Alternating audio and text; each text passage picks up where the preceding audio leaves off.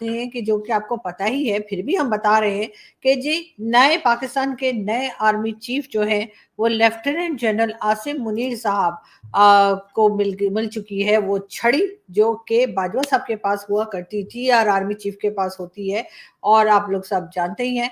तो बिल्कुल नए आर्मी चीफ आ चुके हैं और उसकी वजह से काफ़ी हंगामा रहा पाकिस्तान में। हमने कोई भी दूसरा टॉपिक शायद ही कोई सब्जेक्ट किसी ने कवर किया हो, सबको बस यही फिक्र पड़ी थी कि जी आर्मी चीफ कौन आएगा, आर्मी चीफ कौन होगा, कैसा होगा, कहाँ से होगा, और बस यही बातें होती ही चली जा रही थी। लेकिन साथ साथ ये भी था कि जी 6 नाम दिए गए और सोचा जा रहा था पता नहीं इन नामों में से कौन सा नाम सेलेक्ट होगा। और हुआ तो ये कि इमरान खान तो चाहते थे कि जनरल फैज जो है उनका जो है नाम आ जाए, और क्योंकि उनके वो बड़े चहीते हैं तो इमरान खान का ख्याल था वही वही वही वही जी, बिल्कुल बिल्कुल बिल्कुल पिछवाड़े वाले, याद है ना आपको? ट्शू जी जी। तो उनका नाम खान साहब चाह रहे थे मगर हो नहीं सका। तो अब उसके बजाय उनके नाम से मिलती जुलती जो एक यहाँ पे जगह है फैजाबाद, कल इमरान खान यानी कि 26 नवंबर को इमरान खान फैजाबाद में पाकिस्तान का नया आर्मी चीफ, पाकिस्तान के 11वें आर्मी चीफ जो हैं आसिम मुनीर बनने जा रहे हैं। और आपको शायद याद होगा 2019 में भारत में पुलवामा अटैक हुआ था, जिसका जिम्मेदार भारत जो है वो पाकिस्तान को ठहराता है, और उस वक्त आईएसआई जो थे वो आसिम मुनीर थे। तो क्या कहेंगे आप उनके आर्मी चीफ बनने के बाद इंडिया और पाकिस्तान के जो ताल्लुकात हैं आपको कहाँ जाते हुए दिखाई दे रहे हैं? देखिए मैडम, सबसे पहले तो इस चीज़ को हम मुतनाज़ा बनाना चाहिए, और इंडिया ने की हमेशा ये एक सिफ्त रही है कि उसने डिवाइड एंड रूल इसको फॉलो किया है कि पहले डिवाइड करें और फिर उसके ऊपर रूल जो वो अप्लाई कर दे। तो देखिए हमें पता है कि हमारा ये वाला जो वाहिद डिपार्टमेंट जो कि वेल ट्रेंड और वेल डिसिप्लिन है, हम इस चीज़ को किसी किस्म में निगेट कर ही नहीं सकते। और जो भी हमारे मुल्क के लिए या जो हमारी आवाम के लिए जो बेहतर है, और उन्होंने जो ये फैसला किया वो बहुत ज़बरदस्त है, इसमें कोई दो राय है ही नहीं। तो क्या लगता है अब इनके आर्मी चीफ आने के बाद क्या इंडिया की जो आर्मी है या मिलिट्री है वो इनके हर एक्ट पर नज़र रखेगी? क्योंकि वो तो डेफिनेटली इस पुलवामा अटैक का जिम्मेदार ही इनको ठहराते हैं, कहते हैं इनका कनेक्शन है इन चीज़ों के साथ, इंडिया में जो भी कुछ हुआ उनका जिम्मेदार वो इसको ठहराते हैं, इनका मलबा इन पर डालते हैं। जी, वो तो उन्होंने तो अपनी जो है ना वो प्रोपेगेंडा वो तो करना ही है। लेकिन हमने जो है इस चीज़ को देखना है कि हमारे अदारे ने जो सिलेक्शन की है वो ज़बरदस्त है, उसमें हमें कोई किसी किस्म का एतराज़ होना नहीं चाहिए। और बाकी जो अदारा पहले भी वो वेल ट्रेंड वो और वो अपनी हदूद में रह के और अपने मुल्क की सलामती के लिए वो काम कर रहा है, और अभी भी वो उसी तरह करता रहेगा। और इंडिया तो हमेशा वो उसकी आंखों में एक वो कांटा चुभता है कि इनको हम किसी न किसी तरह से हम डिग्रेड करें, लेकिन उनके इस तरह के जितने भी ऐसे अज़ाइम है वो खाक में मिलेंगे। सर, आपने कहा कि इंडिया पाकिस्तान को हमेशा डिग्रेड करना चाहता है, तो इंडिया पाकिस्तान को डिग्रेड करना क्यों चाहेगा? इंडिया दुनिया की 5वीं बड़ी इकॉनमी बन चुका है और पाकिस्तान की मौशियत किस तरफ जा रही है वो तो आप देख रहे हैं। हमने तो अपने मुल्क को खुद डिग्रेड कर दिया, किसी और ने क्या करना है? जी बिल्कुल ऐसे ही है। उनका जो मेन सबसे ज़्यादा जो डिस्प्यूटेड जगह है वो कश्मीर है। अगर कश्मीर का मसला हल होता है तो ये सारा इस पूरे खिते में जो है ना माशी हालात बेहतर हो सकते हैं, वो इसको करना नहीं चाह रहे। और उनकी जो राय एजेंसीज हैं तो वो इस पे कोई बड़ा वो एक बैड इम्पैक्ट पड़ रहा है हमारे इस ख़ासकर इस एशिया खिते पे। ये एक मसला, ये आलमी कुव्वतों को भी इस चीज़ पे देखना चाहिए कि ये वाला एक सीरियस मसला है और ह्यूमन राइट के प्रॉब्लम्स हैं वो हम देखते रहे कि कितनी बार उन्होंने वायलेशन भी की। और इसको बैठ के जो यूएनओ के स्टेट के मुताबिक या उनकी जो लाज के मुताबिक वो देखना चाहिए, इसको बैठ के टेबल टॉक पे सॉल्व करना चाहिए, वरना ये मसला कभी भी हल नहीं होगा। और हल नहीं होगा तो डेफिनेटली हमारे मुल्क में या हमारे खिते में कभी भी खुशहाली नहीं आएगी। वैसे आप चाहते हैं कि इंडिया और पाकिस्तान के दरमियान जो ताल्लुकात उनमें बेहतरी आनी चाहिए? जी बिल्कुल आनी चाहिए, चूँकि हमें इस चीज़ से कोई डिनाई कर ही नहीं सकते, चूँकि इंडिया वो बहुत बड़ी मार्केट है। अगर हमारे तल्लुकात उनसे अच्छे हो सकते तो हमारी इम्पोर्ट एक्सपोर्ट बढ़ सकती है, जिससे हमारी इकॉनमी और हमारे माशी हालात बहुत सारे बेहतर हो सकते हैं। अवाम उनकी भी यही चाहती है, हमारी जिस तरह पाकिस्तानी अवाम चाहती है वो भी यही चाहते हैं कि हालात बेहतर होने चाहिए।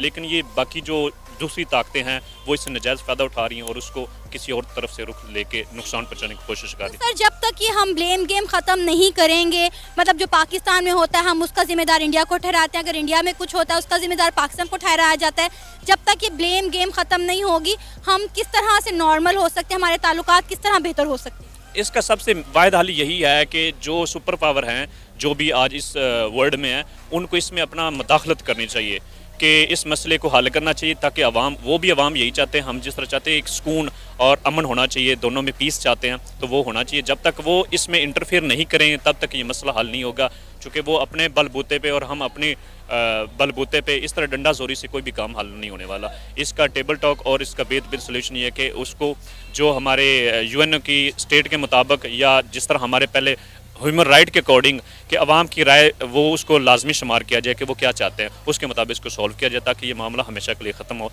और अवाम में खुशहाली पैदा हो। सर, पाकिस्तान के नए आर्मी चीफ आए हैं आसिम मुनीर, उनके हवाले से क्या कहेंगे?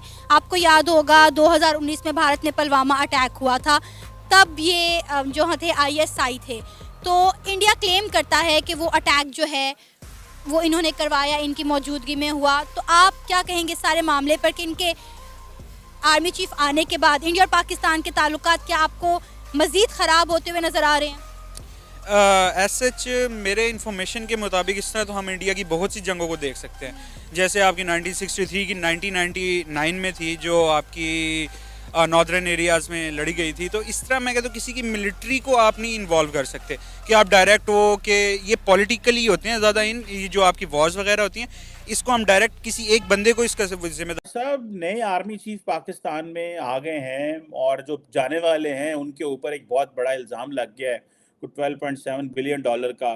कई लोग कह रहे हैं कि जो नए चीफ हैं वो अपने एसेट्स सभी शो करवाएं, इस तरह की बातें हो रही हैं। उधर इमरान खान साहब जो हैं वो इस्लामाबाद पहुंच रहे हैं, उनको हेलीकॉप्टर लैंडिंग की जगह नहीं मिल रही।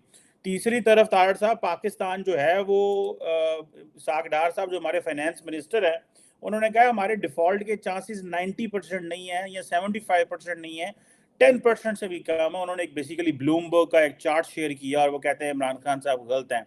उधर IMF जो है उसने कहा है कि हम आपको पैसे तब देंगे अगर आप हमें जो रिकवरी प्लान है फ्लड्स की डेवस्टेशन का वो हमारे साथ शेयर करेंगे। आप कैसे देखते हैं, एक तरफ फाइनेंशियल एक तरफ और दूसरा इसी अगले महीने तार साहब पाकिस्तान ने जो इंटरनेशनल बॉन्ड्स हैं उसका कोई $1 बिलियन देना है। और हमारे पास टोटल जो फॉरेन एक्सचेंज रिजर्व पड़ा हुआ है वो $7.8 बिलियन है सेंट्रल बैंक में, दैट इज ऑलमोस्ट एक मंथ की इंपोर्ट का। एक तरफ फाइनेंशियल चैलेंजेस, एक तरफ इमरान खान का इस्लामाबाद में धावा और नए आर्मी चीफ जो हैं वो पावर में आए हैं। आप कैसे देखते हैं कि क्या नए आर्मी चीफ ये फाइनेंशियल मामलात में जो फंसा हुआ है पाकिस्तान और जो पॉलिटिकल इंस्टेबिलिटी, उनके कितना को बड़ा इम्तहान है उनका? चीमा साहब, आज जो अमेरिकन मीडिया ने और यूरोपियन गार्डियन ने और वॉशिंगटन पोस्ट और न्यूयॉर्क टाइम्स में जो इन्होंने एक रिस्पॉन्ड दिया है आपके नए आर्मी चीफ पे, उन्होंने कहा कि नंबर 1 चैलेंज इनका इकानमी होगा और दूसरा सबसे बड़ा चैलेंज ये होगा कि फौज जिस तरीके से बदनाम हो चुकी है, फौज का जो किरदार पाकिस्तान के अंदर जितना उसको डैमेज कर दिया गया है उसको ठीक करना दूसरा सबसे बड़ा चैलेंज होगा। अब मैं बताना चाहूंगा मेरी नजर में आर्मी चीफ साहब को क्या क्या मुश्किलात है। भारत के बॉर्डर पे आपको जो धमकियां मिल रही हैं वो तीसरा चैलेंज होगा। बाजवा डॉक्ट्रिन जो है भारत के साथ रिलेशनशिप ठीक करने के लिए, वो उसको लेके आगे किस तरह चलेंगे, क्योंकि जो पाकिस्तान के अंदर पॉलिटिकल इंस्टेबिलिटी है।